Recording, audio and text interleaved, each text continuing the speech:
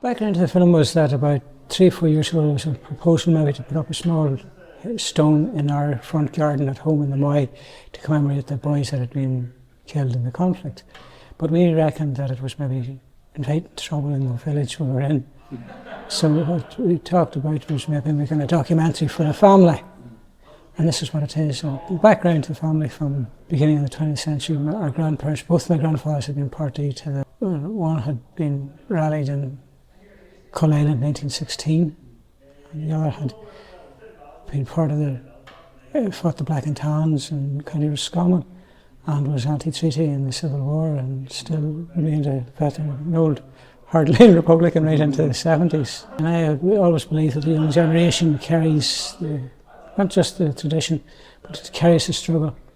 And the young generation, I think in many ways it's the young generation that us older people let down rather than the other way around. And I have great faith in the young generation. So young people will carry the struggle forward and know what's happening.